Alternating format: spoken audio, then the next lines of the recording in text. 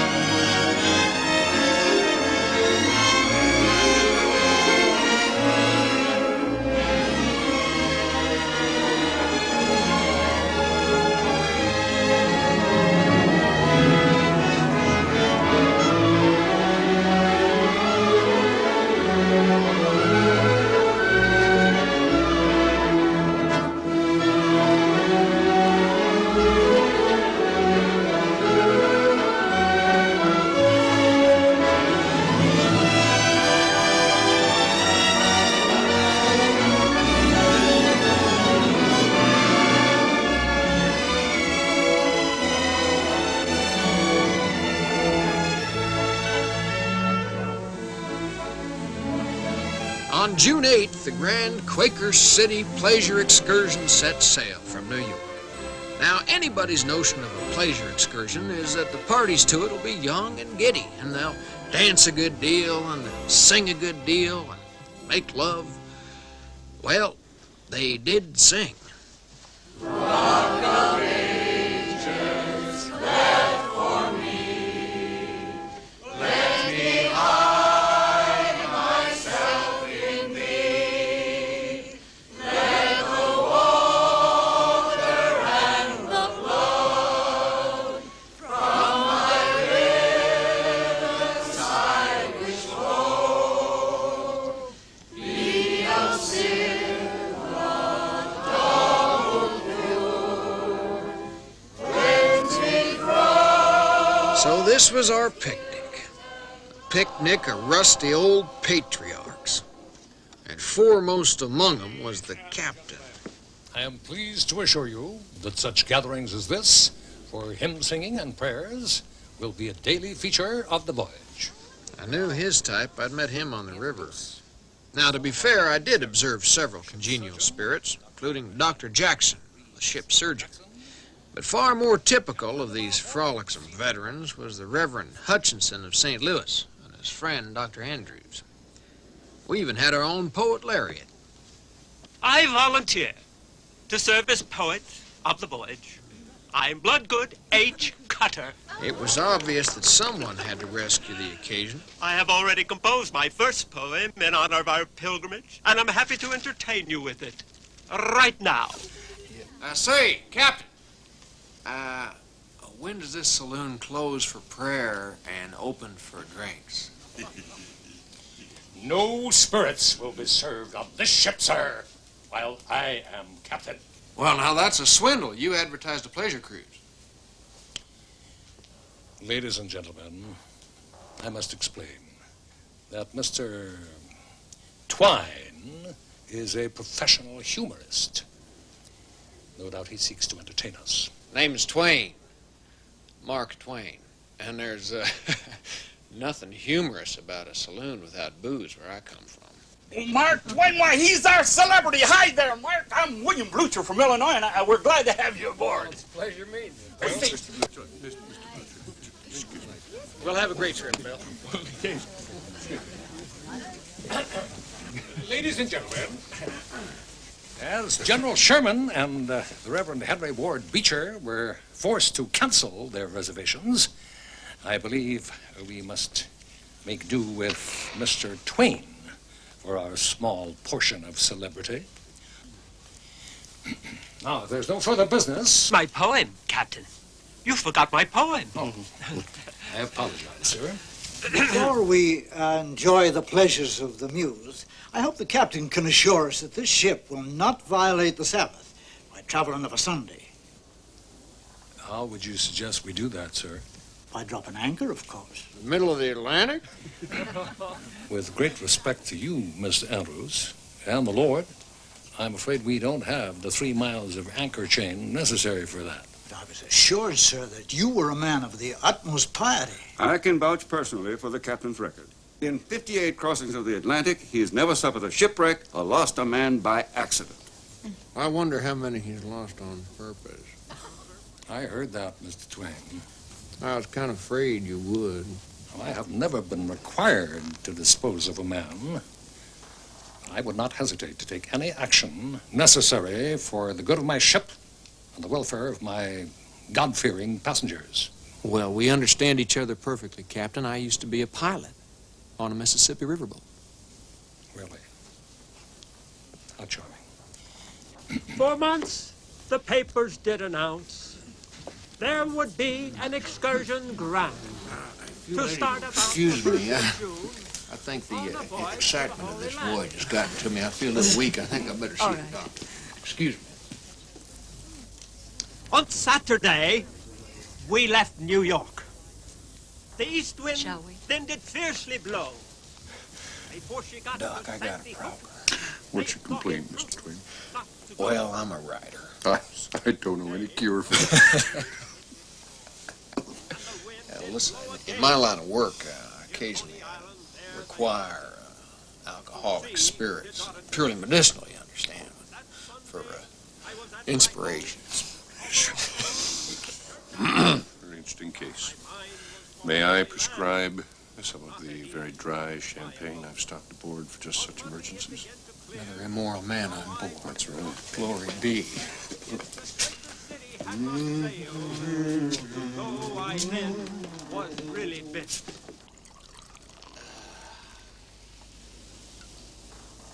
The dominoes. And him singing in prayers. Doc, this is no pleasure cruise. This is a grand funeral procession. Well, look on the bright side. If General Sherman hadn't canceled, you wouldn't have had the stateroom all to yourself. Yeah, well, it's big enough to turn around in, but it's not big enough to swing a cat in with any security to the captain. All you need is room to write in, yes? Yeah, and something to write about. Till we get to Europe, I'm stuck with those pious old coots and biddies up there for my raw material. Not all the ladies are too bad, you know. Had my eye on one in particular. She was sitting very near you. Name is Miss Julia Newell. She's from Janesville, Wisconsin. Oh, well, I'm saving myself for the French mademoiselle. I'll drink to that. Yes, To the French mademoiselle. French mademoiselle. Yes, indeed.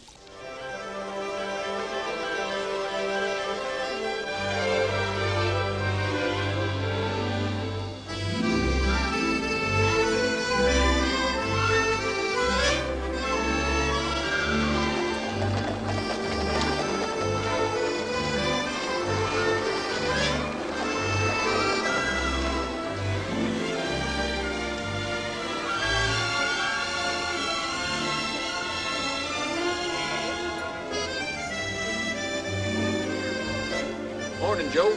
Morning. Everybody riding home to Mother, huh? Morning. Good morning.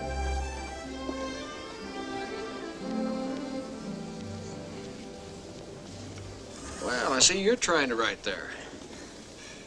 I'd be pleased to help you, Miss Julia. As you probably know, I'm a writer. As you evidently don't know, I'm also a writer.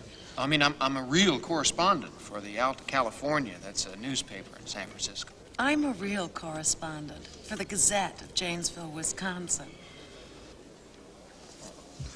Is that so? You may be our only celebrity, Mr. Twain, but you're not our only writer. Mary Fairbanks is sending back letters to her husband's paper in Cleveland, and others have commissions to write up the trip for their hometown papers. Well, it's a regular reporters' congress, isn't it? I guess all I can do is wish you luck. Oh, I don't need luck. Concentration is what it takes. Thanks for the tip. Anytime.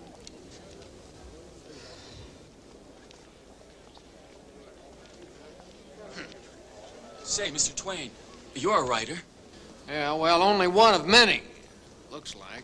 Say, don't tell me, Charlie, you're the chief correspondent for the Atlantic Monthly, right? Oh, no, sir. I'm just keeping a journal. But my father says it'll be worth $1,000. Is that so? Well, it might be worth that much if you can fill it. That's no trouble. It's fun. Well, you let me know how much fun it is a month from now. I sure will.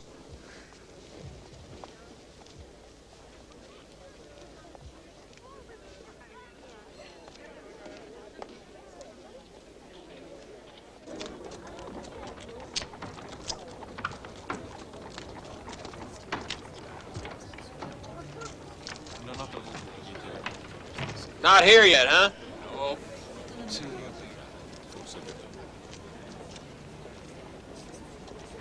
Must be a swell guide. Can't even find our hotel. Oh, stop your grousing. Oh, hello!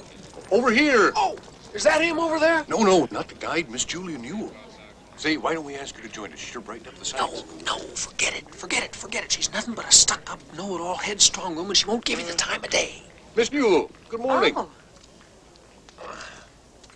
Good morning, Doctor. Good morning. You and Mr. Twain off to see the sights? Well, actually, we were waiting for an expert guide, so we wouldn't get lost or miss anything. Would you mind giving us the pleasure of your company? How thoughtful. No. Are you sure you wouldn't mind sharing your guide with me? No, not at all. We'd be delighted, wouldn't we, Mark? Oh, sure, delighted. Thank you. Oh. C'est à vous, mademoiselle. Merci beaucoup. Pas de quoi. Well, these Frenchmen are a bit affected, aren't they? Enchanté. Well, you never know. He might be a nobleman, even a count with one of those long, charming French names. Au revoir. Pas encore. Let's hope your guide looks like him. But I am your guide. Oh? Are you the American wishing for a guide? I am at your service. Yeah, well, actually, we wanted a guide that spoke good English.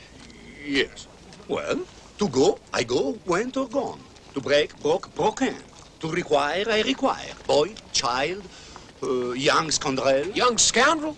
Scoundrel, yes, monsieur, you understood. Kid and baby. And this is just an example.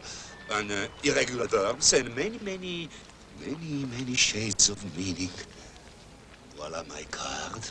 Voilà my card. What? A. Billfinger. Carry me home to die. Don't you like my name? Well, I was hoping for a guide with a name like Henri de Montmorency, or at least Alexis de Caulaincourt, but this will never do. This is absurd. A French guide named Billfinger? I don't know. I expected you would be at least Armand de la Chartreuse. What about Henri Gustave Alphonse d'Hauteville? Now, wait a minute. Let's just call him Ferguson. Ferguson. Well, that's It looks like practical. Yeah. Ferguson. Ferguson. Nous allons, Ferguson, take us to your Louvre. Show us the old master. We hunger for art and culture. Monsieur, madame, gentlemen, may I say a little more word about my name, Billfinger? No? Oh, bon. Then I accept Ferguson in exchange for a little extra money. Now, the Louvre. Oh, non, c'est pas possible. C'est pas possible, monsieur. C'est pas possible. Nobody in Paris go to see the Louvre at this hour. It's not the right time. Well, what do the people in Paris do at this hour? I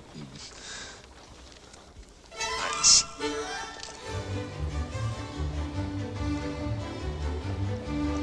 Ah, I adore Paris.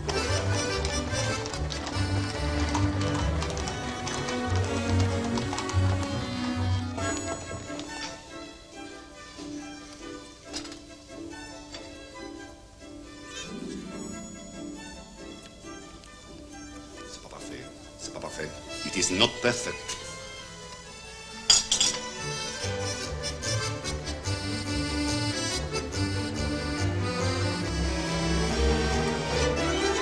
Don't you think we overdid it just a little bit? I bought 15 shirts. Well, we must thank Ferguson for the discount. It was my duty. Such a thief. Teeth?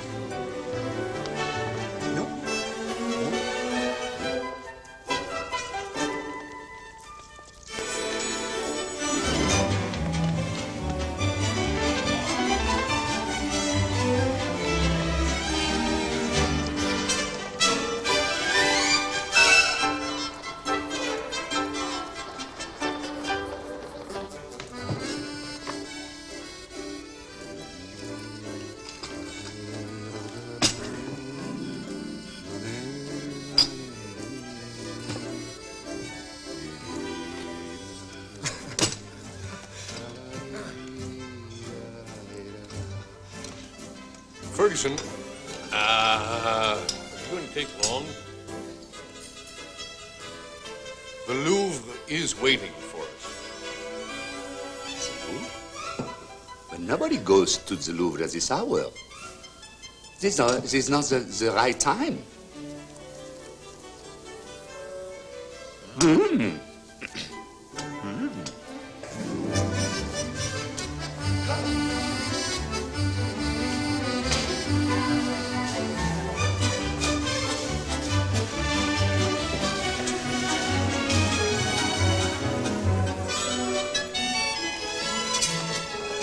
I'll tell you, by the time Ferguson gets us to the Louvre, we're going to be older than the old master. But better dressed and better fed. Where is the Louvre? Somewhere. Somewhere. Somewhere. Oui. Do you like Paris?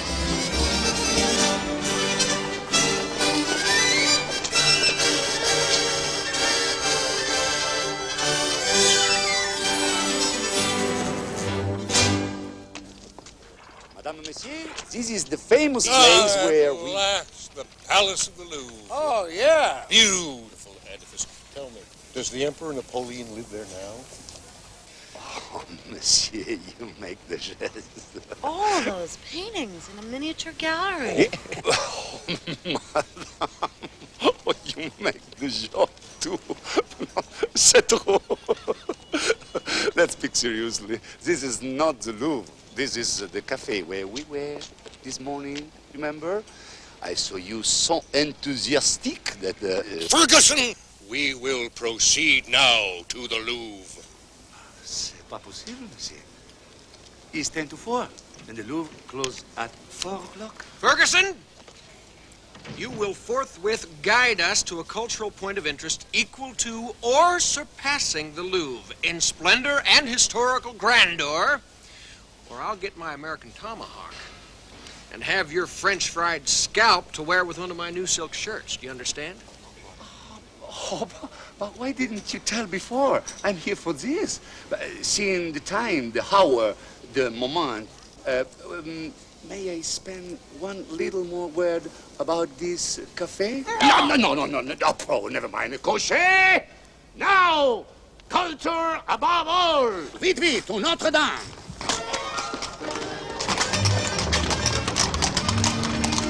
Hey! These white plants are really great. Come on and have some.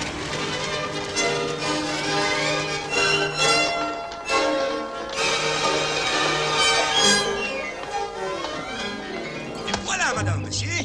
This is the great historic site of the world renowned Cathedral of Notre Dame. Oh, yeah. I'd recognize that brown old Gothic pile anywhere. Looks just like the pictures, doesn't it? Certainly does. This church is most famous in Paris. Such a beauty, such perfection. I'm very proud of it. You'd think Ferguson had built it himself.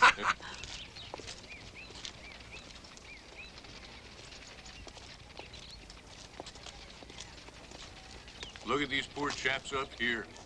They've been out in the weather so long, they're broken and battered. See? The saints looking down have witnessed the great moments of history. You know, if this broken-nosed old fella could speak, huh? I bet he could tell a tale worth listening to.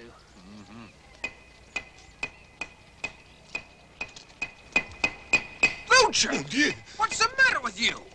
Lucher, stop that. What the blazes do you think you're doing? What are you trying to tear down the cathedral? I could just get myself a little souvenir. Souvenir? Mr. Blucher, you can't go around taking pieces off the monuments of Europe. Well, I want to be able to prove to the folks back home that I was really here, don't I? But Notre Dame is a treasure of the ages. But you was all just saying how old and beat up it is. What's one more little dent gonna hurt, huh? Mr. Blucher.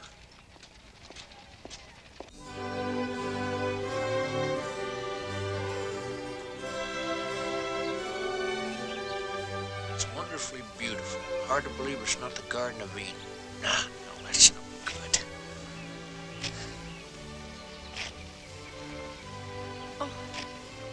Why did you tear up your notes?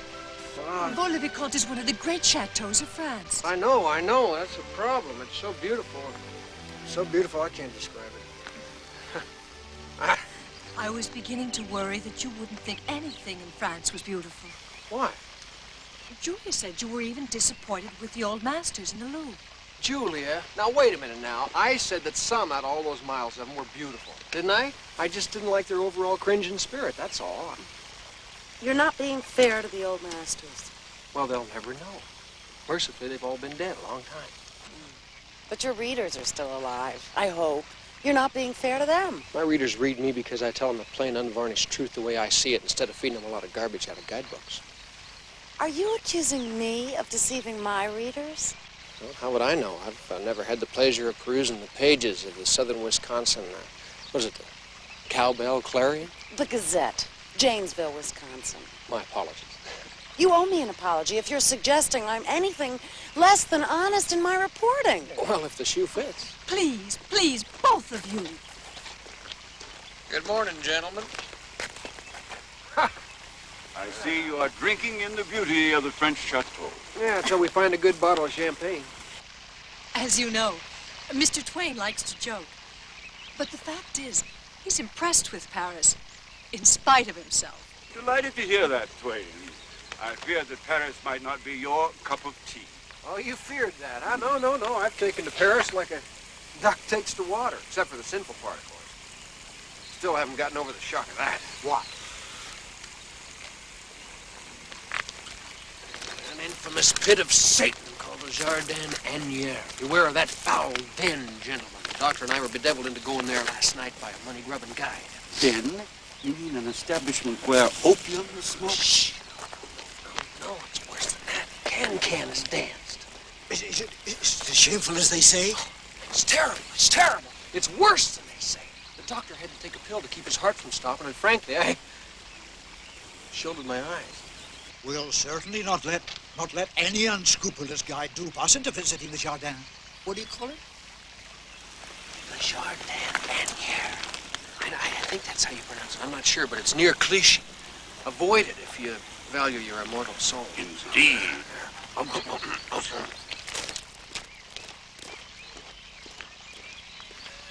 Well, I heard you betraying your unvarnished truth, Mr. Twain. How did you see so much if you shielded your eyes at the can-can? I peeked. Well, I don't want to peek. I want to see it all. Julia, you're not serious. I'm more than serious. I'm determined. Julia! Mark! Julia, I wasn't fooling when I say it isn't for ladies. That's just an excuse for men having all the fun yourselves. Mary?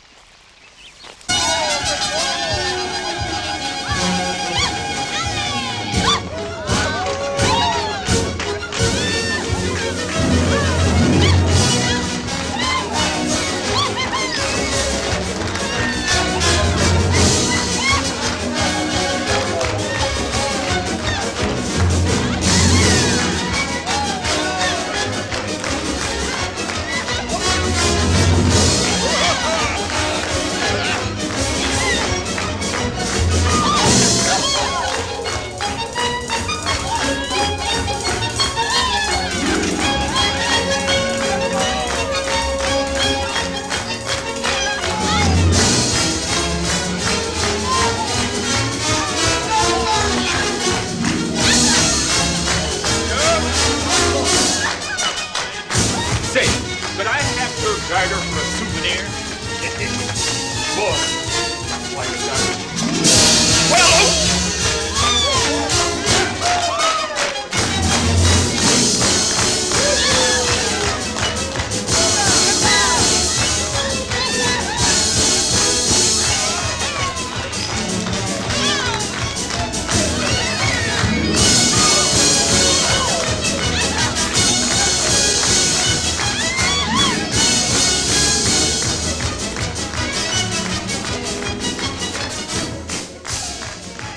Enjoying yourselves, gentlemen? What are you doing here? I was just about to ask you the same thing. It is the duty of those who fight evil to know the enemy. Indeed it is. No matter how unpleasant, we must see the devil's work defeated. I kind of like that second devil from the left. What do you think?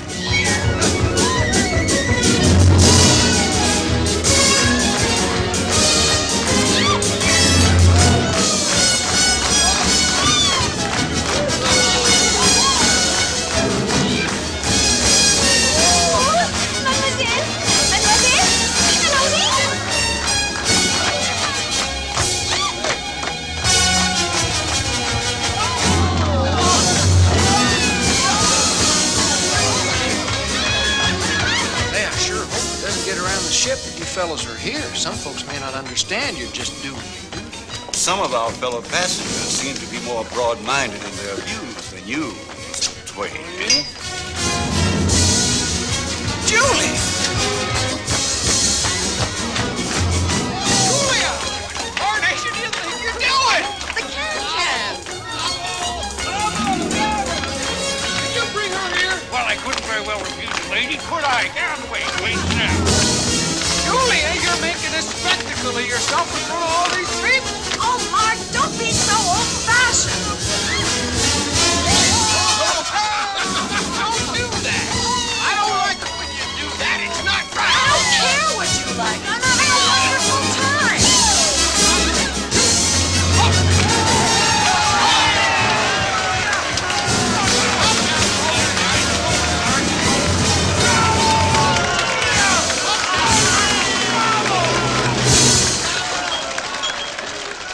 A noble palace, stretching its ornamented front. In the harbor at Marseille, Mary Fairbanks was kind enough to read through the letters I'd written about France. That's very good, Mark. Thank you. Oh, I better add something to that. Oh, no, it's lovely, just as it is. Copyright secured according to law. Say, Mr. Twain, Hey, Charlie. is that what you wrote about France? Yep. Is it all done? Mm-hmm. Can I see it? Wait a minute. What, do you want to steal my ideas for that journal of yours? Oh, no. I ran out of things to say in it. You think it's still worth anything? Well, I know it's not worth anything if you don't keep it up. They don't pay you to start something. They pay you to finish it. Well, it's too much bother. I guess I'll never make anything of my journal. Charlie, here, come here. You can make yourself a French dime if you take this down and seal it up first, take it to the custom house, and mail it before we sail off for Italy. Now, hold on. Let me give you some money for postage here. Hey, thanks. Bet. It's kind of like I'm earning money from writing, isn't it? Yep, he's a regular Charles Dickens, isn't it? Now, scat. A little straw? Come. All right. Glad to get those off. Oh, and Mark, I'm so glad you didn't write about Juliet doing the can-can. Oh, I never write. Oh, no, you could have made something humorous of it. But if anything got back to her family, Oh, no, I'd I hate never to make think- fun of my friends in print, no matter how foolish they behave. Now, that's a sacred rule with me. Oh, is it? Mm-hmm. You were awfully hard on poor Captain Dillon. Yeah, well, I said my friends.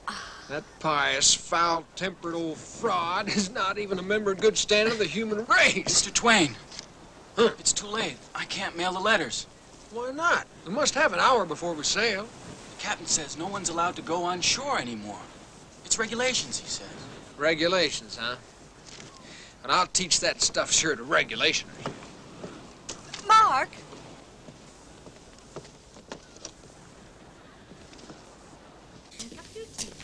Yes, sir. When is this ship set to sail? In exactly 2 hours and 7 minutes. Does that meet with your approval? That's just fine and dandy. That means I got plenty of time to go down to the custom house, mail these letters to my paper. You have time, but not permission.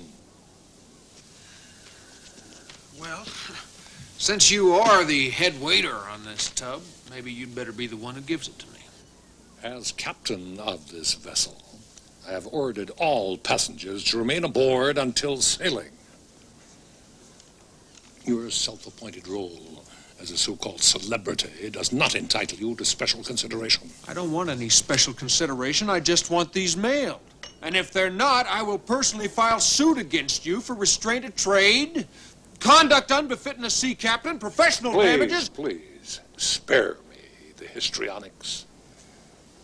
Just give me your precious letters. Give you my letters? I will mail them myself when I file my cargo report at the custom house. I'm entrusting you with my livelihood. As well as the cost of postage, I assume?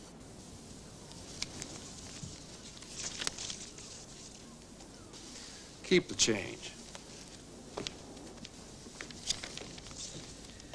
We sailed from Marseille to Genoa, and when we arrived, treated ourselves to a visit at the public bathhouse. Oh, at last. Man-sized tub to welcome us to Italy.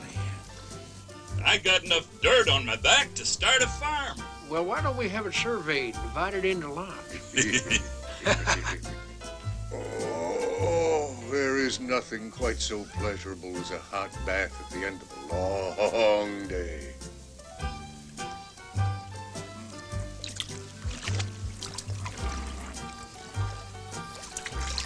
You pass me the soap, please, Mark. Soap? I don't see any over here. You got any soap, Luther? Hey, you people! We got no more soap and the water's getting cold. Send up a boy with some soap. You know, soap. S-O-A-P. Soap. Blucher, maybe you don't realize yet that we're in Genoa. That's in Italy. You have to remember, these people are foreigners. They don't understand English. That don't matter. I won't hold it against them. but we're going to catch pneumonia. Soap! Somebody!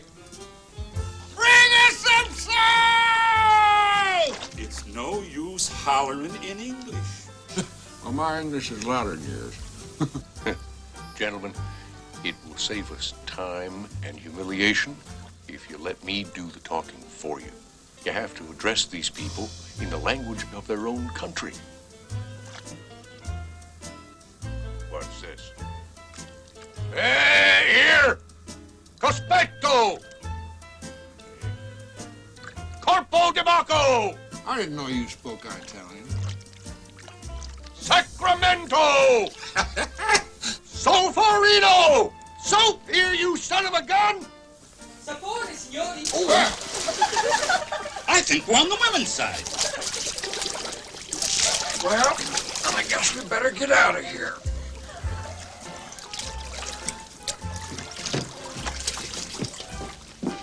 Ecco il sapone. Hello.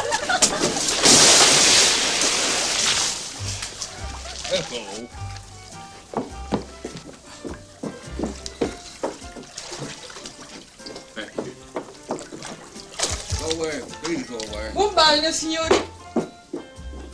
Gentlemen, it is painfully clear that we have to find an Italian interpreter, and as soon as possible. Would you let me use your soap? I want to keep mine as a souvenir. Come with me, ladies and gentlemen. My name is Paredi. The Genoa guides are delighted to secure an American party because Americans display so much sentiment before any relic of Christopher Columbus. Write it himself, with his own hand. Come. The resemblance is incredible. Do you think guides are born looking alike, or is it something that happens when they take up the profession? Come and see. His own handwriting. Yes, it's beautiful. It's not fantastic. You notice how all these guides expect us to be exhilarated over everything they show us? Oh, I suspect that this one's met his match. Come. What did I say? Is it not so? See. His own handwriting. Wrote by Christopher Colombo. Ferguson, what did you say was the name of the party who wrote this? Brilliant, Christopher Colombo, the great Christopher Colombo. Or did he write it himself, or how? Brilliant, he wrote it himself. The great Christopher, his own handwriting. I've seen boys in America 14 years old or younger write better than that. Brilliant. This is Christopher Colombo. Christopher. I don't care who it is. You mustn't think that you can impose on us merely because we're strangers. We are not fools by a good deal. It's the worst writing I ever saw. Now, if you have some specimens of penmanship of real merit, trot them out. If you haven't, move on. Let's go. Gentlemen, I show you beautiful, magnificent bust of Christopher Colombo. Beautiful bust, beautiful pedestal. Ferguson, what did you say this gentleman's name was? Brilliant. The great Christopher Colombo. Well, what did he do? Brilliant. Discover America. Wait a minute. Now, wait a minute. Now, that statement won't wash. We're just from America ourselves, and we never heard anything about it. Nothing at all. Christopher Colombo. Yeah. Pleasant name. Is he dead? Brilliant. 300 years. What did he die of? Oh, well, now I don't. I cannot tell. Measles, likely. Maybe. He died of something. Parents living? Brilliant. It's impossible. 300 years. Which is the bust and which is the pedestal? Oh, Santa Maria Virgine. This is the bust, this is the pedestal. Happy combination. Very happy combination indeed.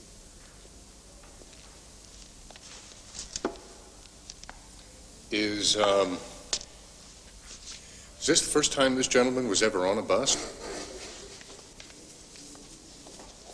Man is no help at all.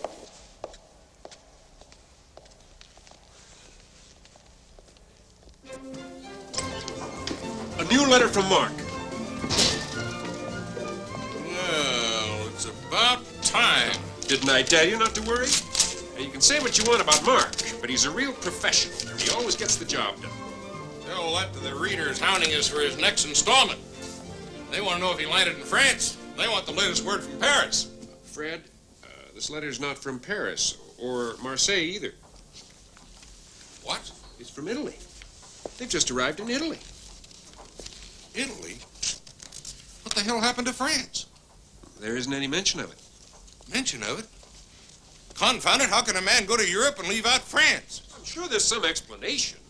Remember that transatlantic mails aren't like the Pony Express. The letters we're missing might turn up any time at all. Or they might be lost for good. Stop worrying.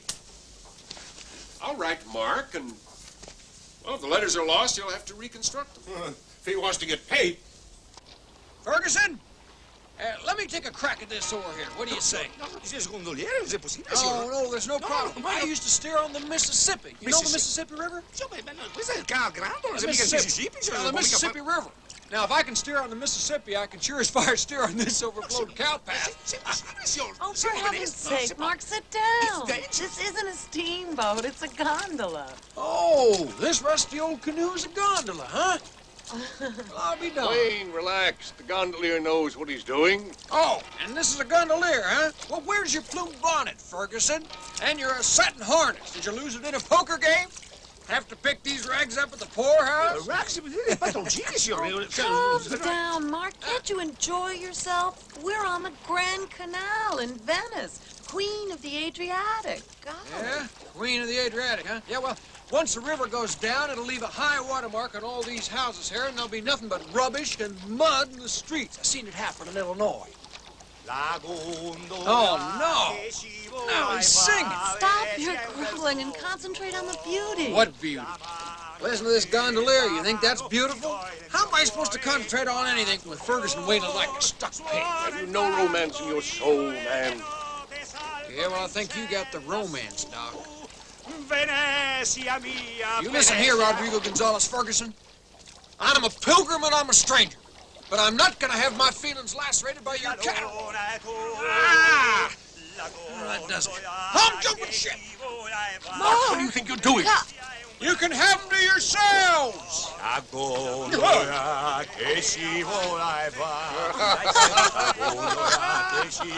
It's a conspiracy. Thank you, sir.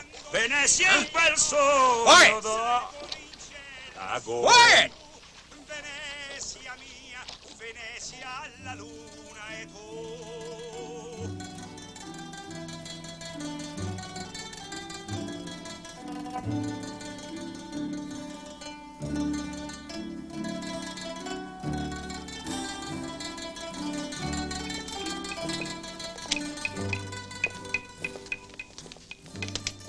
Look, a pilgrim worshiping at the shrine of art. Now, what's that fella doing? Is that Blucher? Blucher, what do you think you're doing there? Blucher, you are chipping away at the foundations of Western civilization. Shoot, I only took a tiny piece to show the folks back home I've been to Venice. You going in to see the pictures? Yes, and we're just gonna look at them, Mr. Blucher, not take them. That's okay by me. I already got my souvenir of this here place.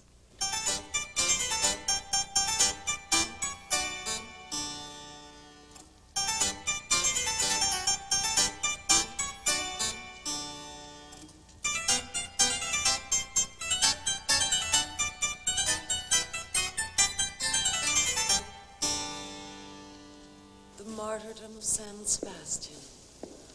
Yeah, another martyr. It's considered a masterpiece. You know, I think if you've seen one martyr, you've seen them all. You just want to find fault with everything. I just want to find what I like instead of what I'm supposed to like.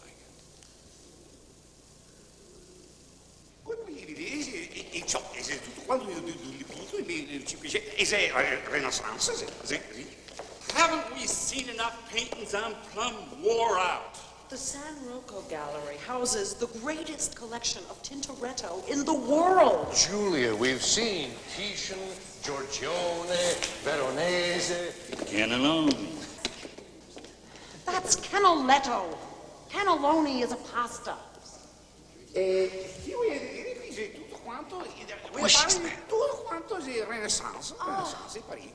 Oh, I didn't expect this.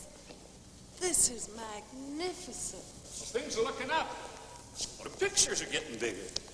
Yeah, there's enough canvas in here to outfit a navy. You know, I could retire off the gold in that frame alone. Hey, Ferguson, tell us about this dreary work of art here. Come tutto, questo qui è 1576. 1576. Renaissance? There he goes again. You notice all he ever says is Renaissance? Say, Renaissance. who is this Renaissance anyway? You never heard of the great painter Ronaldo Renaissance? Sure dabbed a lot of pictures. He must have been a hard worker. Oh. Yeah, Ferguson? Si, signor. Did Renaissance do this one too? Renaissance? This one here? Oh, yeah. Him again? He must have lived at least a century. Where's he from? Is he a local boy? Yeah, if he is, Doc and I would like to buy him a drink. Stop it, you two. Blucher, the Renaissance is not a man. It's a period in history. What? You mean to tell me these weren't painted by a real man? Oh, we've been swindled. Ferguson! You make a joke, yes? That's all they know how to do. They're just a couple of stupid clowns. And I'm not going to let them ruin Europe for me. Signora, diga, a ver, signora. You upset the lovely lady, yes? Paciencia. Renaissance? Julia, I wanted to appreciate the paintings. I really did. But I can't get that interested in imaginary portraits. Besides, Julia, we've been seeing them by the hundreds. We got a little bored, that's all. Yeah. Julia, at least you got to give me credit for trying. I learned all the saints, so when I saw them in the paintings, I'd know them right off. I'll bet. No, I did. You see that? You see that line up there? Now that's the line that used to travel with St. Mark. Wherever St. Mark went, the line was sure to go. Now, whenever I see a martyr with a lion, I know it's St. Mark. Well, you probably just looked him up because his name is Mark. No, I looked them all up. You show me a monk with a book and a pen, I know that's St. Matthew, and that whenever I see a party looking tranquilly up at heaven, even though he's shot through with arrows, I know that's St. Sebastian. And that fellow with a human skull beside him, that's, is that St. Bartholomew? Wrong. That's St. Jerome. Well, we all make mistakes. Julia, I'm only human. Well, isn't it human to appreciate great art? Do you have to be closed-minded to be human? Well, you know, maybe I don't appreciate art. I've never had an education for it, and I can't make up a lifetime's ignorance in a few short weeks. You know, I'll tell you, though, I really am learning something from Europe. What? Well, like sitting here in this outdoor cafe, just watching the world go by. It is lovely, isn't it? It's beautiful. And it's more than that. It's downright practical for us to learn how to take it easy. You know, when a razor's been used for a long time and it loses its edge, the barber will lay it away for a few weeks and the edge will come back of its own accord. And what we need to do is lay ourselves on the shelf occasionally and renew our edge, like the Europeans do. I didn't know you felt such things. Neither did I. He probably read it somewhere and memorized it. Oh, Doc, I'm surprised at you. Where's that romance in your soul? Waiter. Waiter. Eccomi. Oh, finalmente.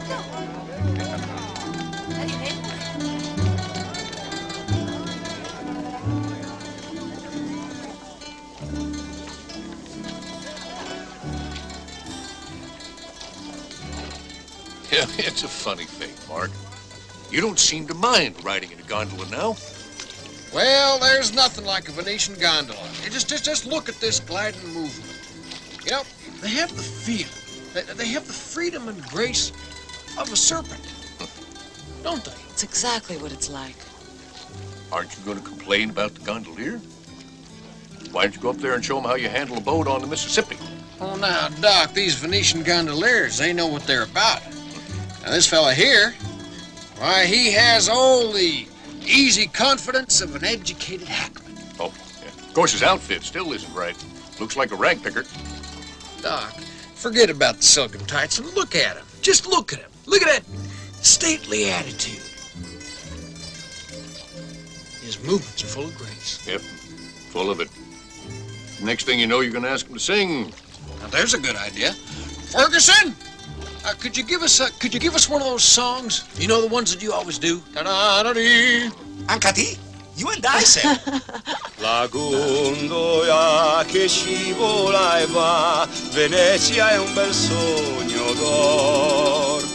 La mano nella mano ti do il mio cuore e ti bacio ogni or. Suona il mandolino e le note salgono in cielo lassù. Venezia mia, Venezia la luna e tu.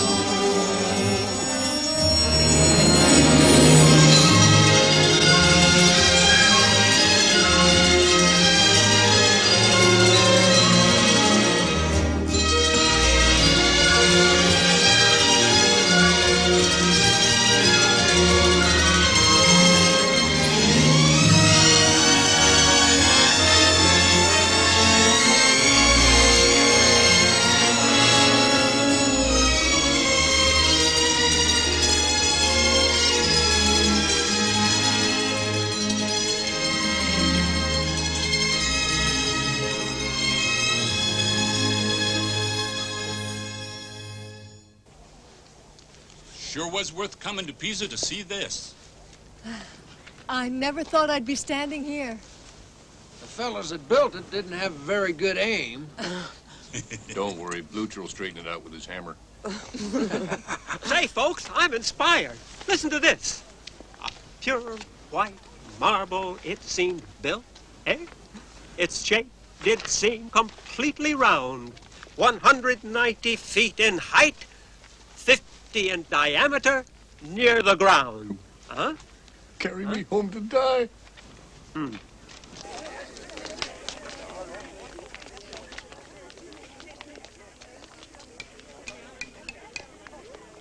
Columns sustain arches all around. An outside piazza, this does form. Around there you can safely walk and be sheltered from the sun and storm. As you walk around this famous tower, these columns are a protection too. Mark, what are you doing? Well, I gotta do my job. I'm a reporter, you know.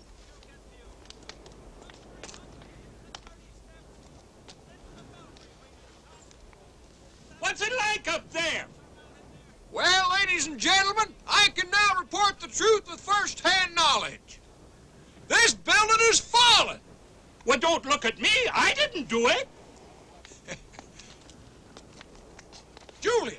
Julia, don't... What do you think you're doing? Checking the facts, sir. Same as you. I'm a correspondent, too. Well, now I know why this is the only thing in Tuscany not attributed to Michelangelo. Turned out wrong.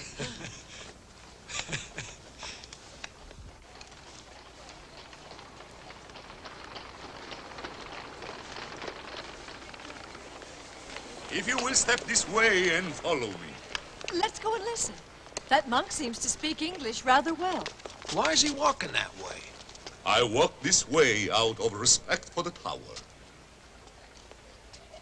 Brother Ferguson. Please come and see. The more brethren, the more offerings. We need all you can spare for our hospital. Thank you. Thank you. The peace be with you and with me, I hope. Pax vobiscum, Padre. Et cum spiritu tuo. Two of them sound like a prescription. This is the famous baptistry of Pisa. It's more ancient than the Leaning Tower. In my guidebook, it says that there's a remarkable echo under the domed ceiling. Yes, but you're not allowed to see the echo. Well, we'll settle for just hearing.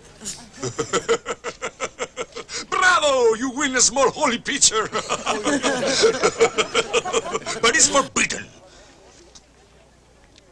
to make a sound in this holy place. What a pity. Psst. Only silence. Ah, that's so.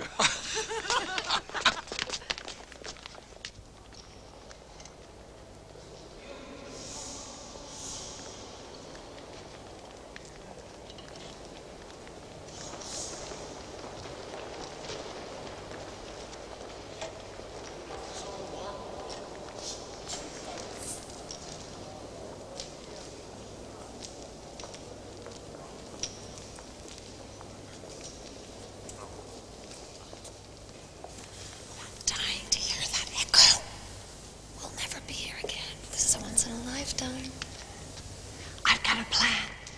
Give us a good, believable feint. It's a good idea. Yes.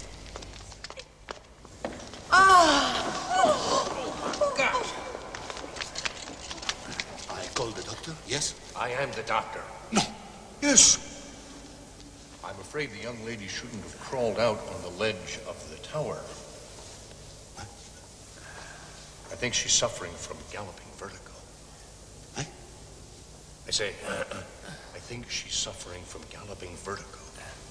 I don't hear him. He speaks to someone. Galloping vertigo! Shh!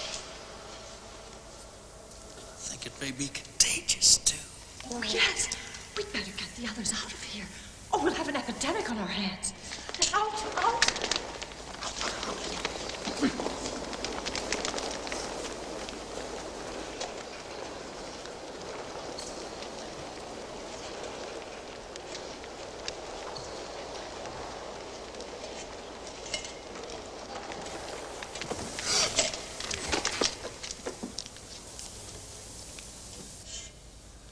As we say in Pisa, I am a monk, not a monkey.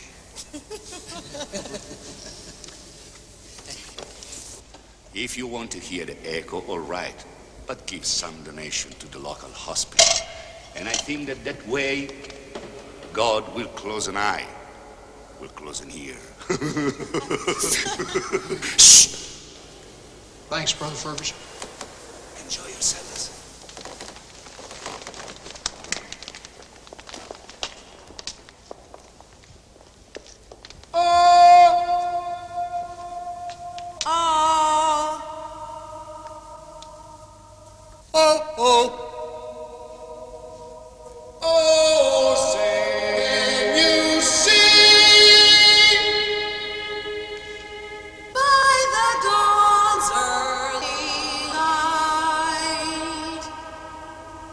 What so proudly we hailed at the twilight's last gleaming.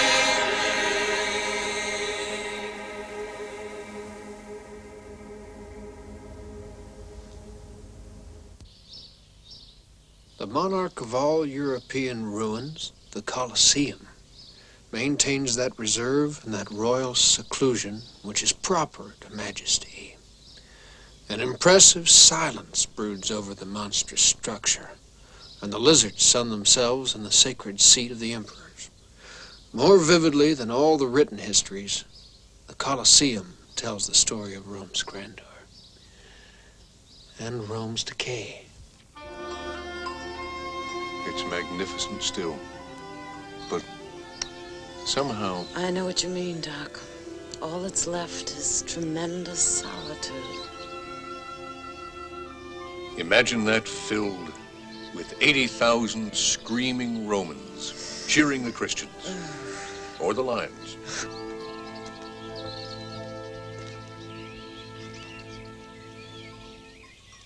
Say, excuse the interruption. Look what I found. What is it? Well, I think it's an original Roman playbill. I bet it's the only one left in existence. That's a rare archaeological find, Twain. What does that say? Let me see here. Unparalleled attraction. Fresh lions.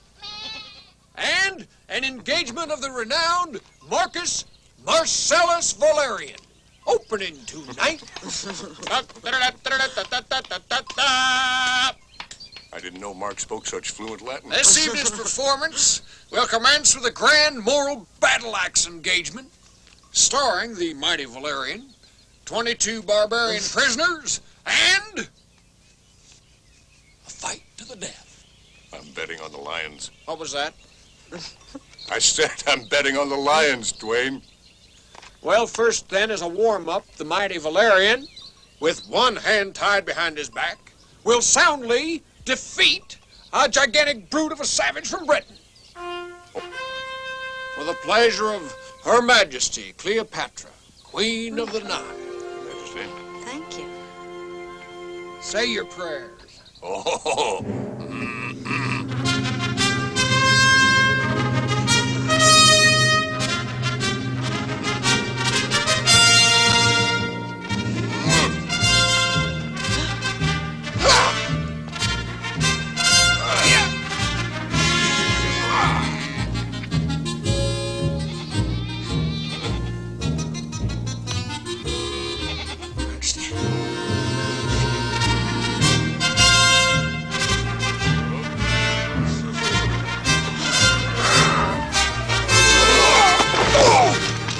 Bring on the lions! The mighty Valerian is down! Bravo, bravo. Thank you.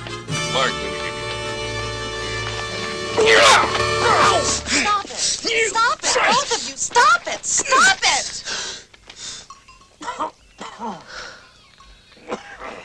Didn't it say anything in your playbill about keeping peace in the stands? They must have had a police force to keep the wild beasts from jumping the railings and attacking the audience. I should hope so.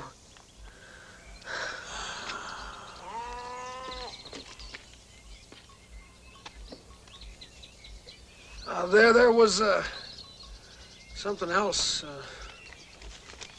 on the playbill. Oh?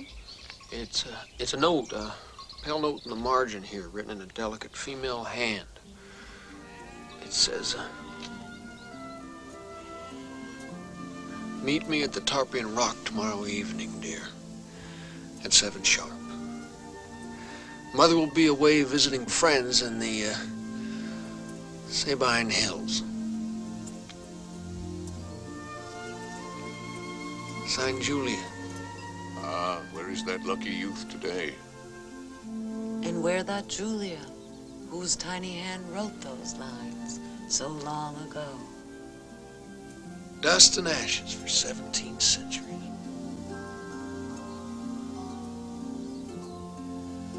Dust and ashes.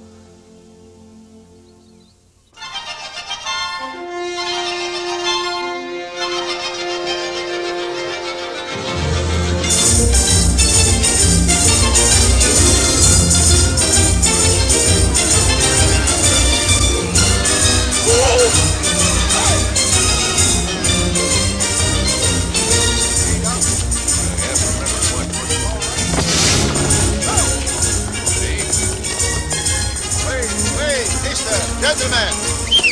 Wait, gentlemen! Signore! Wait, gentlemen! Hey! You need a guide? Yeah, Yes. maybe, please. Just a moment. Wait for me. Permesso. Good morning. Good morning. Buongiorno. Morning. You want a guide? Well, maybe. Perhaps we do, yes. 10 lire, please. 10 lira? How much is 10 lira? That's not Too bad. It's not that much. Too much, 10 lire? It's a lot. Yeah, 4 lire, okay? 4 lire? 4 lira is great. Yeah. That's better. It's only 6 bits. But you give me before, please. There you are. Thank you. There you go, 4 lira. Thank you. Pasquale! At least this one looks different. Pasquale! Who you calling? I call the guy. I thought you were the guy. Me? No, me no guy. I don't speak English. No, I am tired. Not possible. I give you very good guy. Pasquale! Pasquale! It's a girl. Well, this time it's a Miss Ferguson. Tell me, young lady, you speak English well? No, she don't speak English. Don't speak nothing. She's muted. You understand? Mute. Mute? Yeah. I don't hear, I don't speak. Poor girl. One eyes. Look at it. Deaf mute. One eyes. Don't see very well. The father is dead. Give some lead for her, please. Poor girl. Give something for her. Thank you, mother. You are very good, mother. Thank you. Hey! Sai. What? Oh, grazie. What? Oh, she said grazie. I thought you said she just said... Well, I thought you said she was a deaf mute. Before. But now it's a miracle. San Gennaro make a miracle. Miracolo. Miracolo, Padre, Signore Spirito. Metti sign of the cross. That's a medical impossibility. Pasquale. Robbery. Pasquale. Pasquale. Carry me home to die.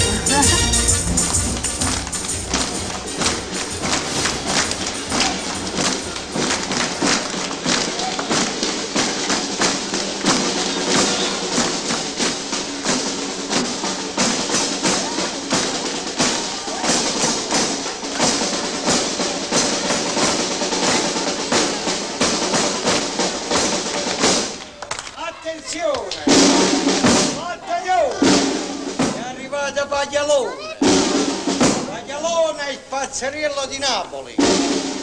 Noi salutiamo a tutti questi nobili signori. Uno padrone che è in un salone ha scaricato vino nuova. E vino liscio, come tu viva così o digerisci. Non è vino e pupazzi che riesce pedendo cannarone. E vino la rotta, tu vivo coppa e esce per sopra.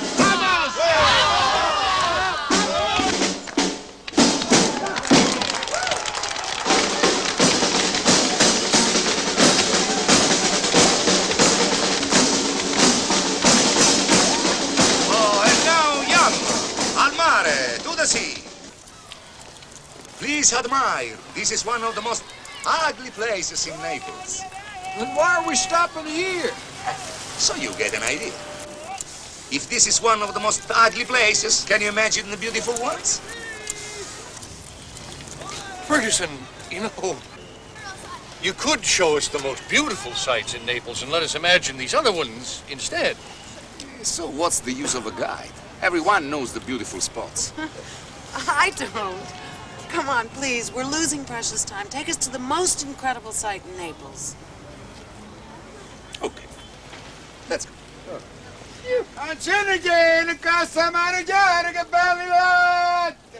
There are many incredible sights in Naples. And among those things, the most beautiful one is not to be seen, but done. What does a man love most? Imagine you are relaxing, and you feel the velvet touch of a hand stroking your skin. And the stroking becomes more and more intimate, and soft, and caressing. Imagine. I'm not sure my delicate sensibilities can cope with this. After all, Mr. Twain seemed to think I needed shielding from the horrors of the can-can. I doubt very much that he'll stand by while you speak to us of love-making. Now, what does love have to do with it? I'm speaking of the barber. Barbiere. Oh. Yes. The most famous artist in Naples is not the painter or the sculptor. It is the barber. Yes, love. Yes, you make love every so often, but, you know, beards. You shave every day. Love can change 100 times. Your beard only once when it becomes white. And after you're dead, you no longer make love. But your beard continues to grow, and they shave you for the last time for the trip to heaven. Ferguson, you have the soul of a poet. It's a gift. Shall we? Lead on. This way. Well, this is obviously one excursion that doesn't include me. I'll go find some embroidery. No. You should come and see how this miracle is accomplished. A woman should be able to shave her husband when he's ill. And she must give her eldest son his first shave. It brings good luck. Really? Yes, a woman who cannot shave a man is worth less than a barber. And what does the man do for the woman? Ferguson.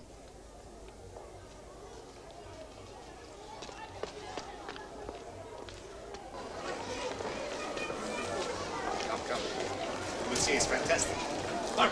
Oh, Americani, come on, I was waiting for you. Come on. You're the barber, huh? Uh-huh. Yeah. Well, I'm beginning to understand how this works. Thank you. Now you get back the money we gave him for finding you the job as a guide. Oh, that's just perfect. You offend me. I never take money from a friend.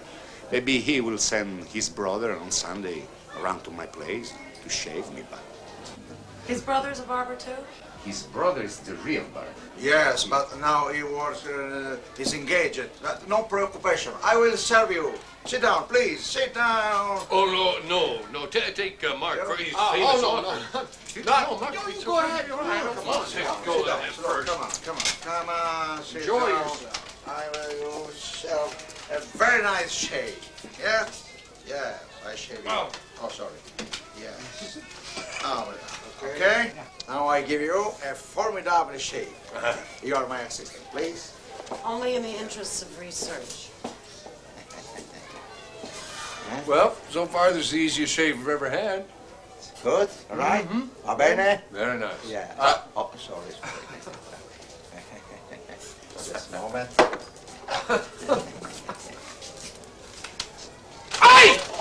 Excuse me, but I am just learning. It's the first time. Excuse me. Cotton. Sorry. See, yes. The cotton. Yes, to stop the blood. Yes. Oh, I don't like the blood. Please, don't like the blood.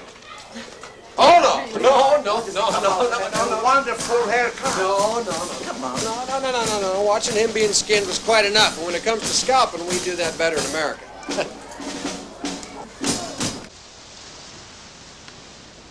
Ferguson, we're never going to get to Pompeii at this rate. Why are they holding on to our horses? Consideration for a lady. But as it happens, Ferguson, the lady rides very well. Now tell these brigands to let go of our horses so we can move on. It is the custom. Their master holds them responsible if they return without the horses, you know? Well, Ferguson, we'll hold you responsible if we don't make it to Pompeii on time. Now, how about that? I, for one, have no intention of visiting there by candlelight. What do you say we show them some old-fashioned American get up and go? We're right behind you, Doctor. Hang on to your guidebooks.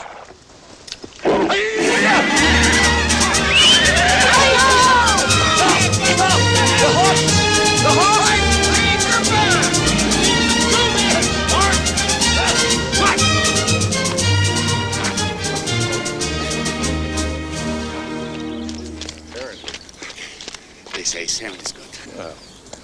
Should offer him 5. But the man you hit, remember the man, he says that one of his little children, the smallest one, is very sick. Well, what's that got to do with anything? Give him 10 liras, and he will pray for you, free. What? Excuse me, Ferguson, just send those beggars away, please.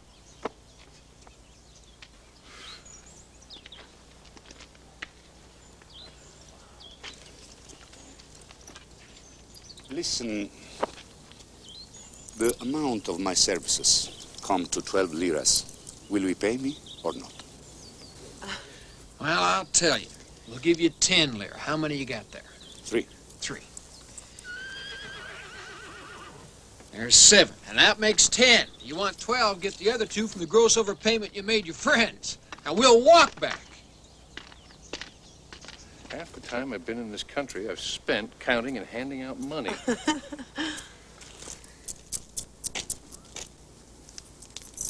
What? You gave them your money? Yes, his little child is very sick. And you believe him? Well, who knows? Anyway, I am as poor now. as I was before. Salvabur. Salvabur. Shall we? Yeah. Well, I feel kind of bad now. I feel a little stupid.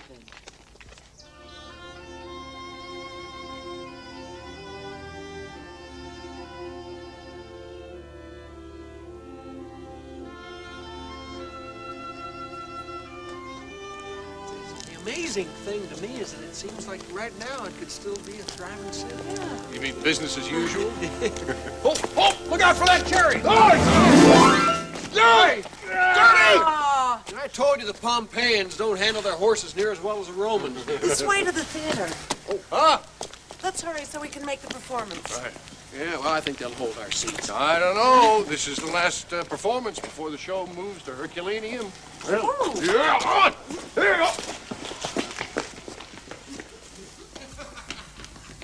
Oh, no! Full house. Oh, that's all right. I'm a member of the press. Oh, of course. Excuse me, man. Excuse me. Ladies and gentlemen, I am sorry to announce that, owing to trouble with Mount Vesuvius, there will not be a performance tonight. Oh! Boo! Boo! That's no We want our fair. Sesterces back! Bravo, Julia. are women allowed on this stage? Here, Mark, look it up. We'll leave you alone with your thoughts. Julia and I are just going to take a walk. We'll meet you right out there. We'll be right back. Uh-huh. You don't wear yourselves out. Let's go for a walk, Mark.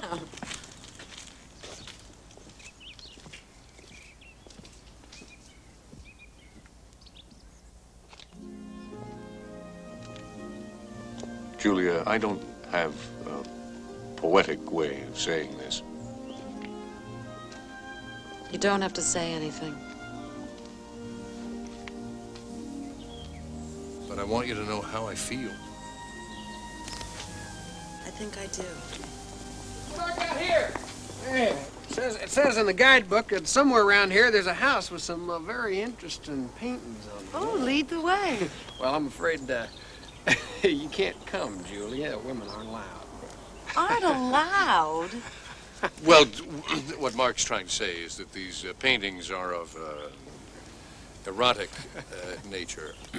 They're painted on the walls of a house of pleasure. Oh. Well, no, it was the custom to do that in those times. It brought luck for those people. All right, so we'll just walk down there and take a look at it, and we'll tell you all about it. You will not. I've refused to get my education from the words of men. Doc, please show me the way. No, don't.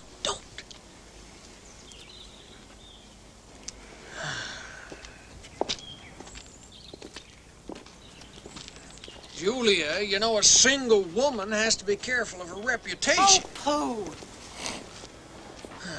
Absolutely beautiful. Julia. Look at the detail. No, don't look at the detail. Oh, Mark. No, don't look. Don't look. At Julia. what? Don't forget we got a whole boatload of puritanical passengers. The Reverend Hutchinson may be embroidering an A for your chest right now. I'm serious, Julia.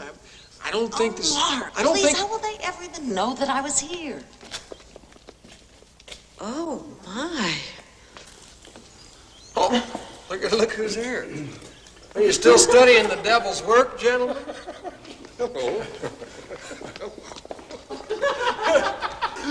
Carry me home to die! The wild excitement of approaching the most renowned of cities was upon us. We were about to live and breathe and walk in actual Athens.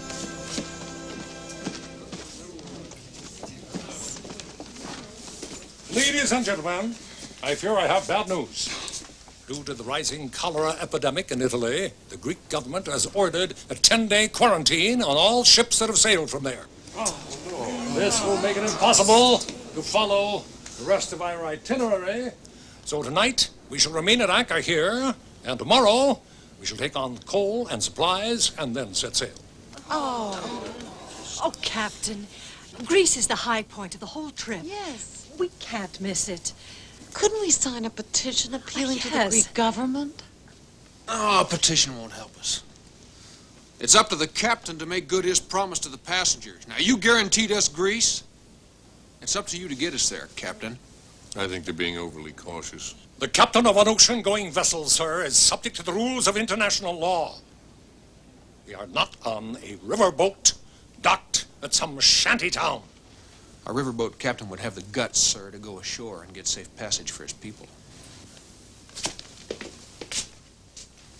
Easy, Twain. This meeting is adjourned.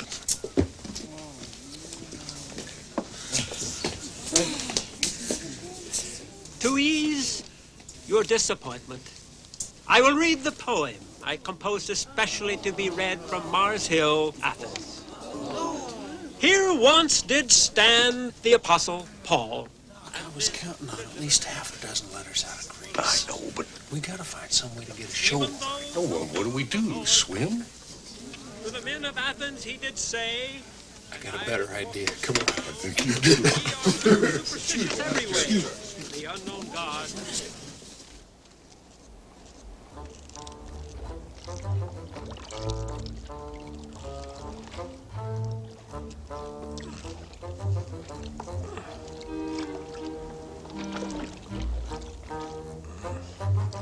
Those poor people back on the boat won't have anything to write in the journals about Greece. Well, they can read all about it in the Alta California. Shh.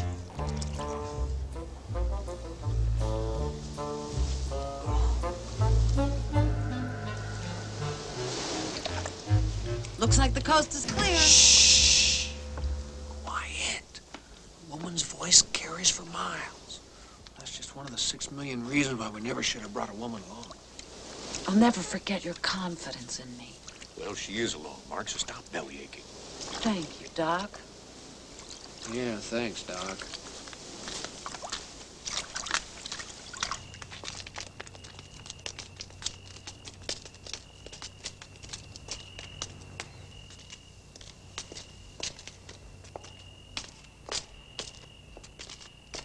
I hope we don't get caught.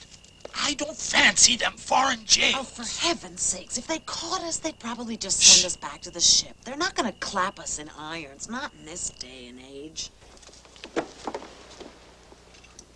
I'll have them clapped in irons. Alert the Greek authorities. Aye, aye, sir.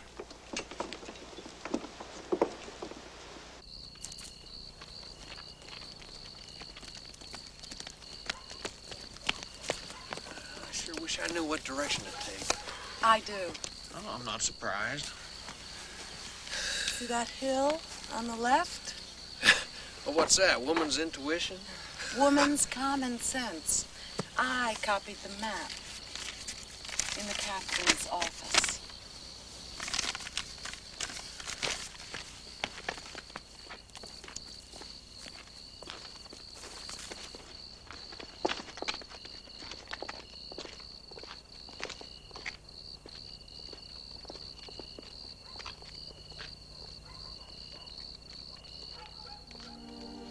Oh, my.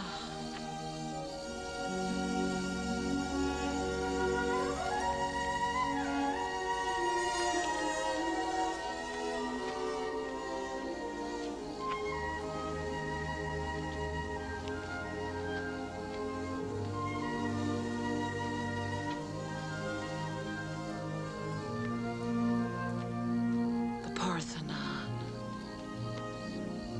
I'll never forget this. If I live to be 100.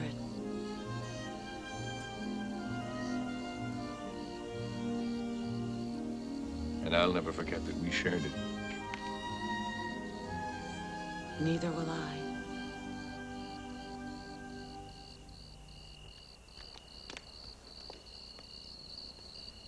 Say, Mark, did old Aristotle and Plato and all that gang really come here to shoot the breeze? That's right, Blucher.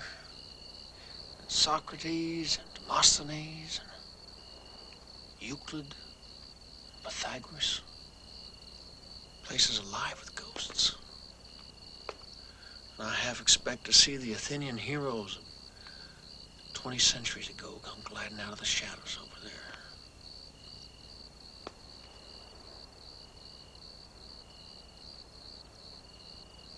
Excuse me.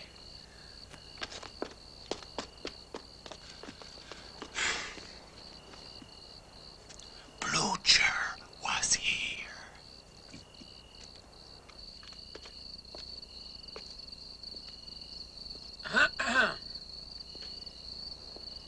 Hate to interrupt anything.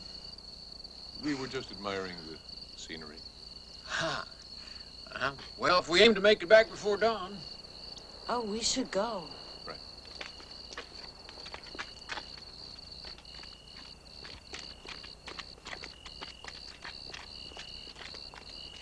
Boy, this country's rougher than a corn cob. This trespassing in a foreign land sure works up a thirst. I wish we'd brought some water. Nothing but tall grass and scrubby trees. Yeah. Wait a minute. These scrubby trees are orange trees with oranges on them. Hey! Hey, look! It's better than a well! Free for the picking. Boy, hail the conquering hero! I just captured a gallon of orange juice. You gotta do it better. You want the oranges? Here. Watch it. I'm sorry. We're sorry. We're very sorry. These are yours. Let's walk away nice and calmly, huh? Nice and calmly. Cleftes!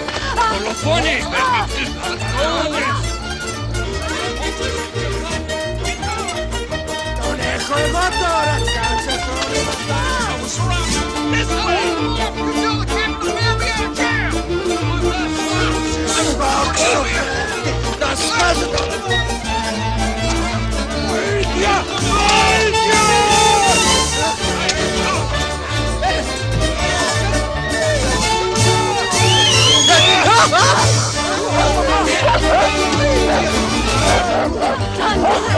That's not fair!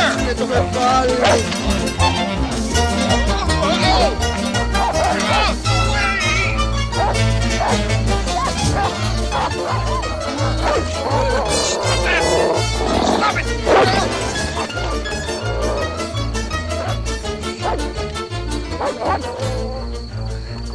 Well, sure is nice to find a friend.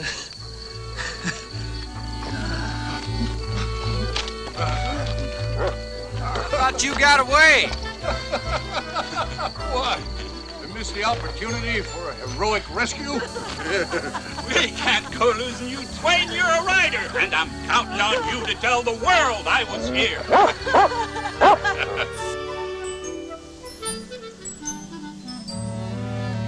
So there we were, bribing guards, fleeing from savage dogs. Oh, it was grand. But the captain says all of you could have ended up in a Greek prison. Oh, not a chance. Not a hardy band of scouts like us. Besides, all we took were a few oranges. And, Captain, we ate the evidence. Mr. Twain. It was a perfect crime. Mr. Twain. What? They want you. Let them search me. Letter for you, sir. From the harbor. Son, come here. Here you are. I'm expecting good news. Thanks, sir. You bet. This might be a publisher thirsting for a book. Or my editors finally getting around to praising me for my letters. Open it. Do you realize that when I finally get around to writing my glorious adventure in Greece, I'll be ahead of schedule? Yep. And I'll only need 12 more letters to finish out my 50.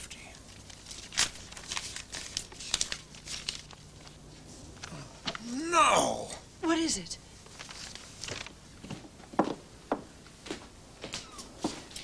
Those letters I gave you never arrived. A pity, I'm sure. A pity. It's a damn tragedy. What did you do with those letters? I dispatched them, as was my duty. And I always do my duty, as my record will attest.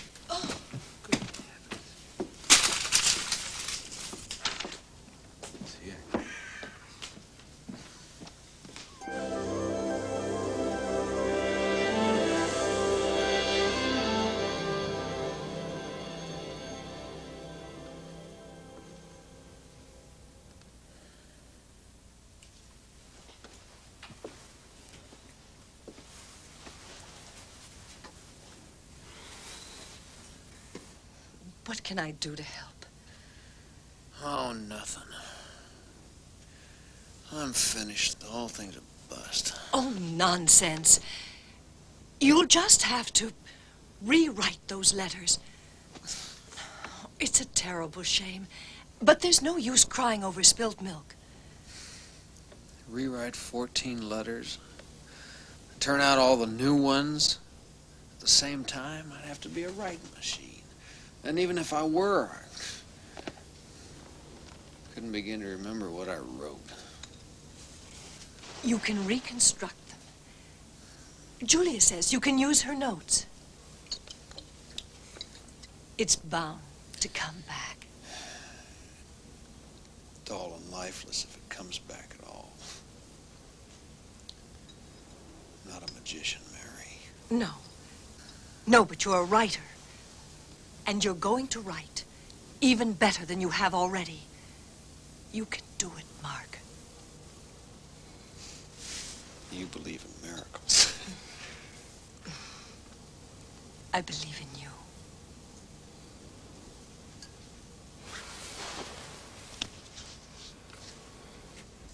We didn't see you at breakfast or at lunch. What? Well, this is very kind. Oh, no. Not on the old manuscript. All right. How is the work going? Well, this ship makes a mighty poor writing desk, I'll tell you that. Well, you should come up on deck with us. Doc's teaching me to play horse billiards. She's already beaten me 2 games. Well, if I finish by the time we get to the Holy Lands, I'll come up for air. Not till Palestine. What about Russia? We're stopping in Yalta, where the Czar has his summer palace, and he's agreed to receive us.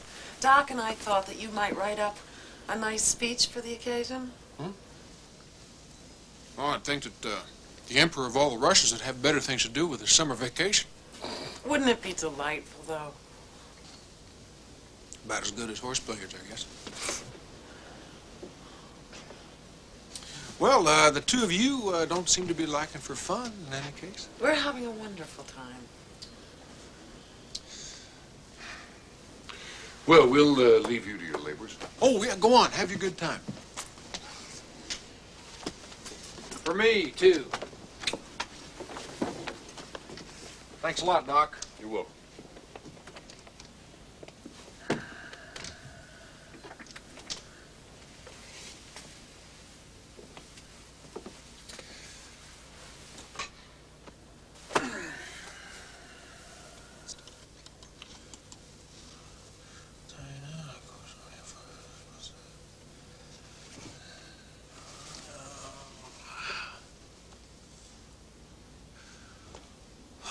Mr. Czar, Your Eminence, we are a handful of private citizens of America traveling abroad purely for recreation. Recreation. Horse billiards. If I could ever afford a summer cottage, I'd get one like the Czar has at Yalta. Now, when the Tsar appears, everyone will smile. How do you know which rooster's him? The Emperor of all the Russias, sir, is not referred to as a rooster. Now, let's practice our bows and curtsies. Don't overdo it. Nothing flamboyant or showy.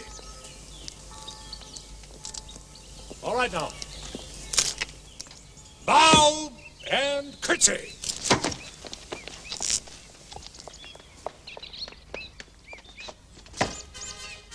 Look, everyone. I think the Tsar's coming.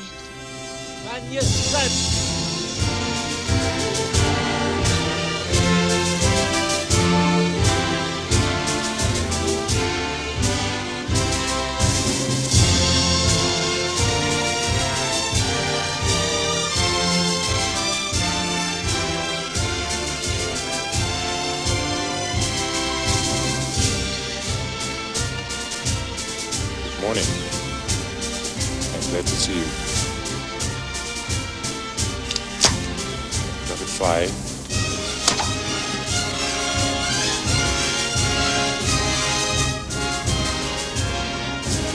Like, happy to receive you. Good morning. Your Majesty.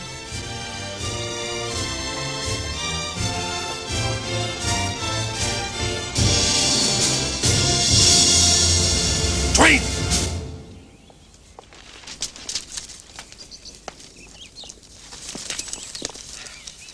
While lying at the altar with a grateful mind, I'll thank you truly for our reception kind.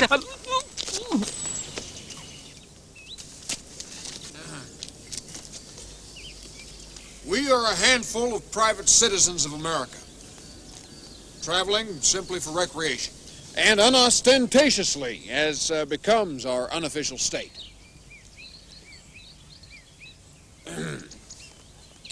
We have no excuse to tender for presenting ourselves before Your Majesty, save the desire of offering our grateful acknowledgments to the Lord of a realm. Oh, hell.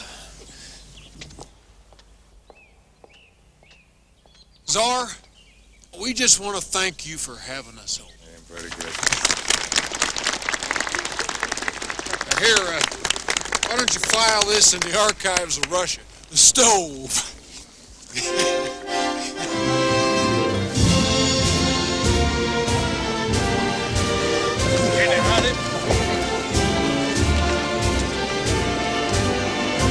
We're just so happy to be here. We really are. Come on, Doc.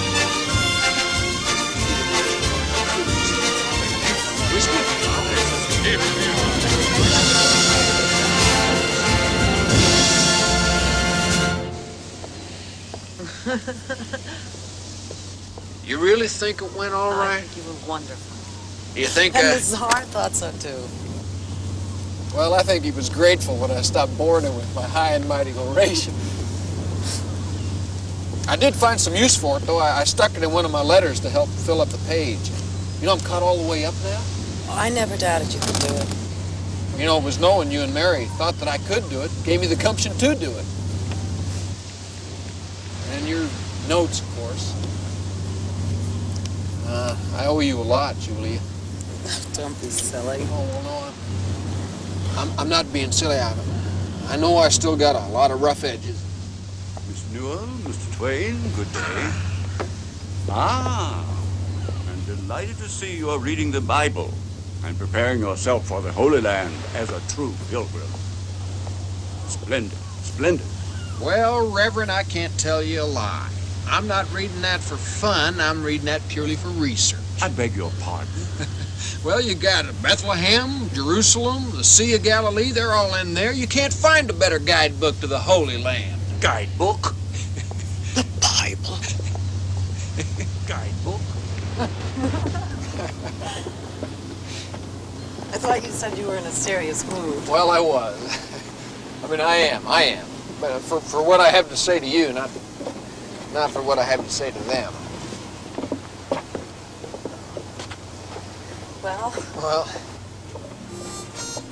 Julia, I know I'm still kind of rough around the edges. You've said that already. Well, sometimes you get my dander up. But dang it all, I think you're very, very special. I think you're very special, too. As a friend. As a friend? And I expect to treasure that friendship for the rest of my life. Well, are you turning me down now before I even ask you? Well, don't ask for something you don't really want. Well, how do you know what I want? What do you think, that woman's intuition tells you everything? Enough to know that you wouldn't be happy with a woman like me. Why not? Because you need a woman who's sweet and devoted and who'd bring up your children and make you a fine home. Well, that's you. No, I'm not the one. Julia. No. Well, hang it all, I went over better with the Czar than I did with you.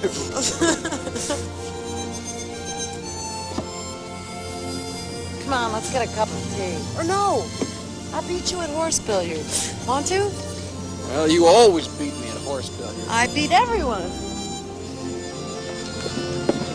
think it's because you're cheap. Now, this time he's gone too far. Listen to this. Of all the lands on earth for dismal scenery, I think Palestine must be the prince. It is the most hopeless, dreary, heartbroken piece of territory outside of Arizona. What Palestine wants is paint. It will never be a beautiful country until it is painted. Now, it's one thing to poke fun at Europe and joke about great works of art. People get a kick out of that. But they're not going to stand for Mark Twain or anyone else making fun of the Holy Land. He's not making fun of the Holy Land. If anything, he's making fun of all of the hack travel writers who describe things the way they think people want to see them instead of the way they really are. Well, I still don't like it. I have half a mind to burn this. Oh, what'd you do? Wait just a minute. Let me show you something. Now look at all the mail we've been getting from Twain's recent letters. Here. Look at this. And they're clamoring for more. There.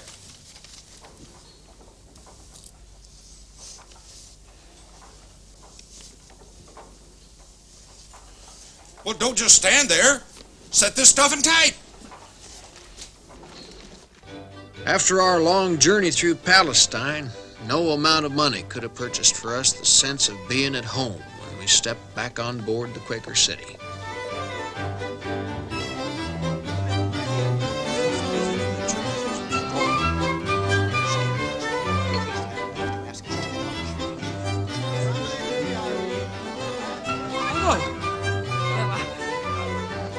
Oh, no. Oh, Mr. Cotter? Oh.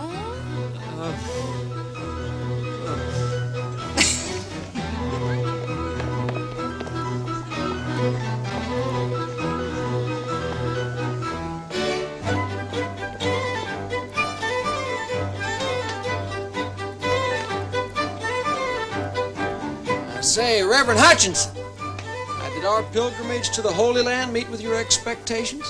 I shall remember every moment. Now, I still think it's a shame that you two fellows missed the boat at the Sea of Galilee.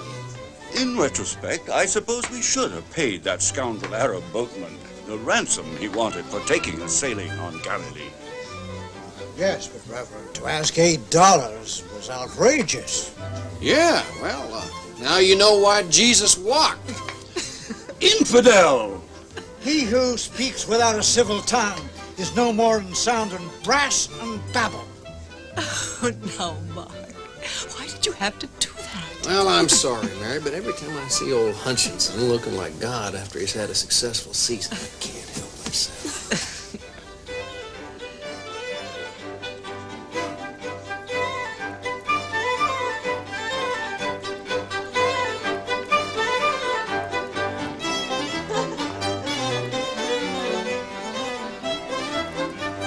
I don't think that's all that's on your mind.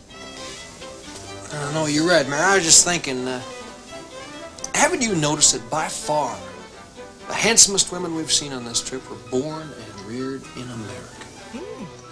Thank you. Oh, don't worry, Mark. I know the right one will come along.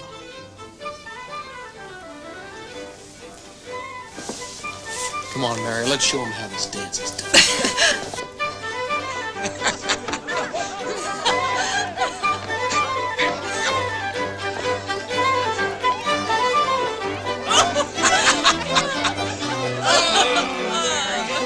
Mr. Twain. The harbor at Alexandria has more color and activity than any port I've seen. Outside of San Francisco, of course. Mr. Mark Twain. Mr. Twain? Over here. It's a letter for you, sir. Thank you, I hope. Oh, what is it, Mark? Well, A letter from your paper? I don't know. For all I know, it could be somebody trying to collect on an old IOU from a poker game.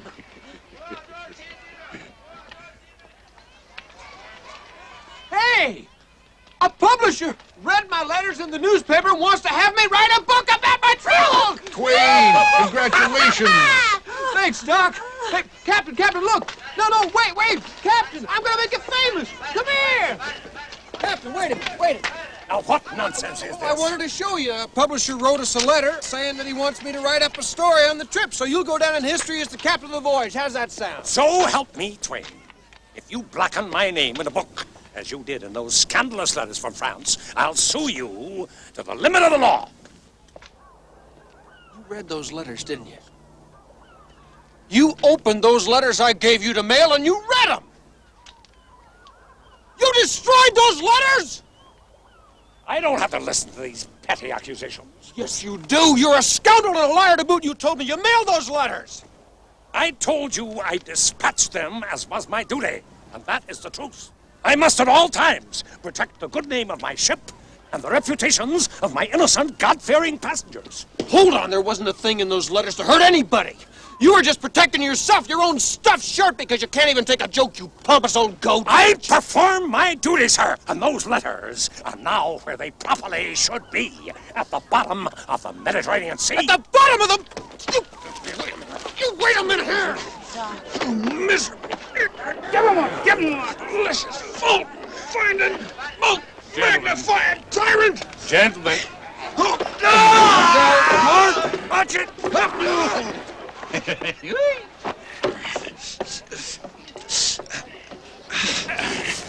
you that belongs at the bottom of the sea! You've caught something here. Captain!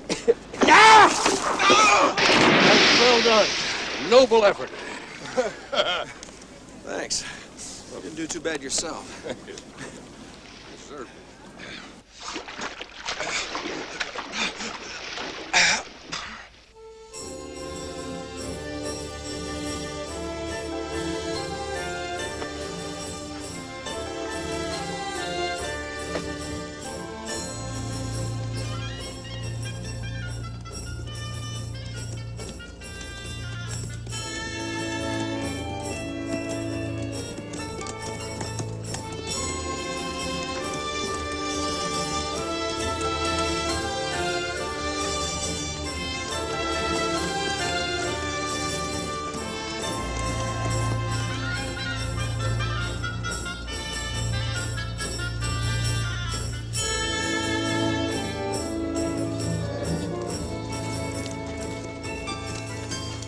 Never let a caravan like this go through a country of mine. Don't start complaining. You'll spoil the scenery. Well, this caravan is spoiling the scenery. Look at a bunch of green spectacled Yanks intruding on the grandeur of this ancient world. His elbows flopping and umbrellas bobbing. Well, you'll wish you had your spectacles and umbrella when you come down with sunstroke. Or at least I won't look ridiculous into the bargain. If I fall, let me fall bearing the semblance of a Christian. In case you never make it back home, Julia and I should tell you our news. Oh? Doc and I are going to be married. And if you survive this desert without an umbrella, we'd like you to be our best man. Appears there already is a best man. Well, I never considered it. But I suppose I could stand for second best. Please, Mark. We want you to be there. Will you come? Well, you know you can count on that.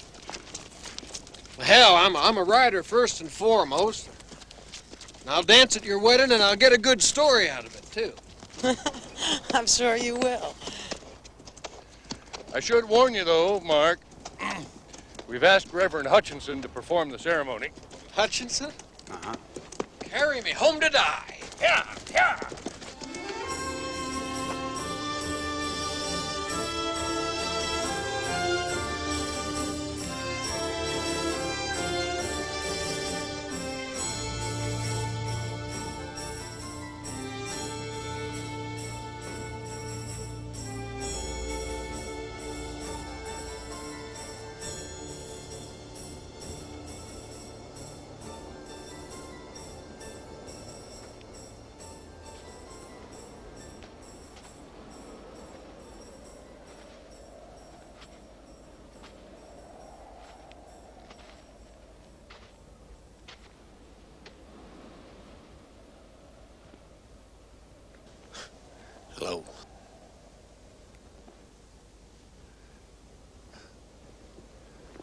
I guess you don't understand English, do you, Ferguson?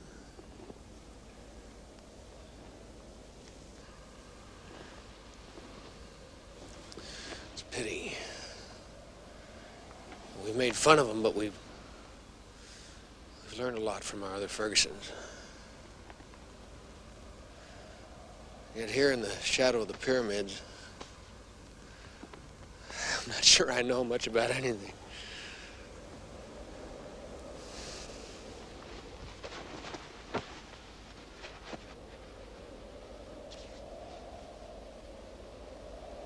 Excuse my broken English. I never speak when a smile will do. Perhaps you are impatient. To know, to learn, to be famous, to have a great love. And you think time is slipping through your fingers. But it will all come. And it cannot be rushed.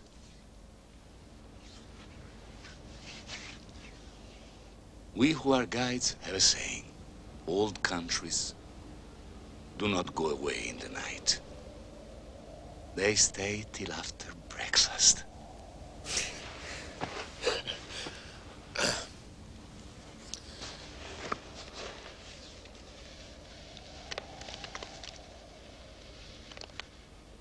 Oh, do not worry, dear friend. Perhaps in the very next handful.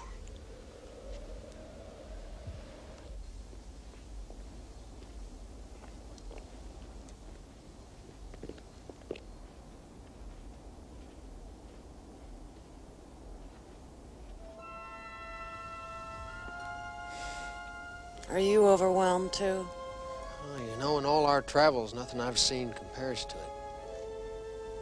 The mystery of that face. So sad, so earnest, so patient. There's a feeling here of what it must be like when at last you stand in the awesome presence of God.